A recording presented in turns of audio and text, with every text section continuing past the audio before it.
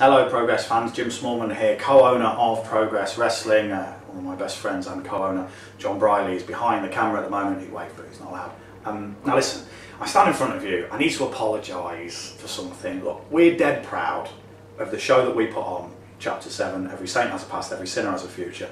As far as we're concerned, it's the best show we've put on. As far as the internet seems to be concerned, all these people to type in stuff, they all seem to think it's one of the best shows in British wrestling history, which, cheers, thanks. If you came along, we really hope you had a good time. However, if you did come along, you will have seen me lose my temper a little bit. Now, I am not a wrestler. I have no intention of being a wrestler. We run a wrestling school called the Projo. I've been there a couple of times. I've taken 2 bumps. Both times I could not walk properly nor wee properly for the next 2 days afterwards. I have no intention of ever becoming a wrestler. It hurts. The people who wrestle for us are professionals and they're brilliant at it.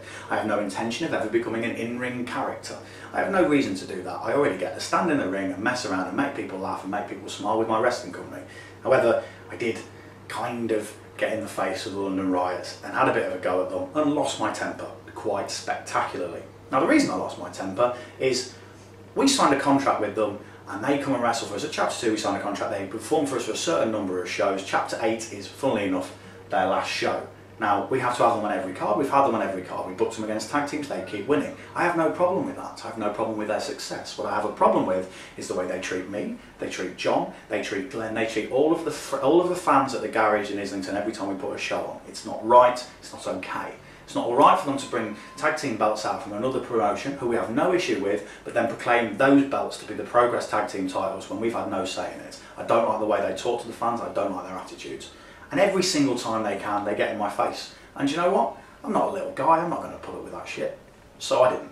And I may have had a bit of a go at them. Now, I also made a promise that I'd book them in a match for Chapter 8 and it'd be a bit of a surprise. Now I've come up with John and Glenn a way of booking them for Chapter 8 and we're quite proud of it. You see, because what happens is the Riots cause quite a lot of chaos wherever they go and they've been incredibly underhanded when they're always kept together as a team. So there's nothing in their contract that says we can't split them up.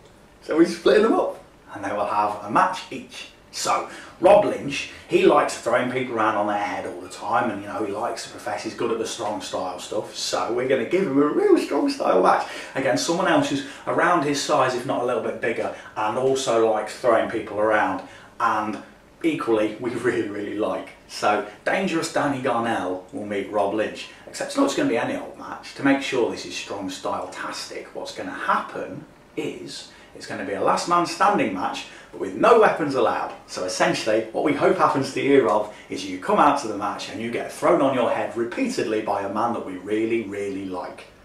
See how you complain about Progress then? Oh, then there's the other one, James Davis, or JD as he likes to be known. Now, we also know that you guys like using weapons quite a bit. Now, Rob, you won't be allowed to use weapons in your match, but JD, we're going to let you use weapons in your match, just like you use weapons to injure Danny Garnell in the past, injure RJ Singh at Chapter 7, and generally wreak havoc everywhere. So, we're going to let you have a hardcore match, because I'm sure you'd love that. And who should we put you in against? Because I don't know, John, I don't know. Do we know anyone in Progress who's really good at hardcore matches? Oh, if only we had someone who's covered in scars because he's done death matches all over the world. I mean, what a coincidence that... Oh, hang on, we've got one. JD, you will face, in a hardcore match, none other than our very favourite man, Jimmy Havoc. So have fun, boys. Enjoy your last day working for Progress. It'll be just like a big last day at the office thing. We'll put a card around, a massive card. All 350 people at the garage can all sign it with exactly what they think of you. They can all throw muffins at you in your match as a leaving present. I don't care. All I know is after this show, we'll be rid of you. And hopefully we'll be rid of you both in an ambulance. We'll see you at Chapter 8, boys. Have a nice day.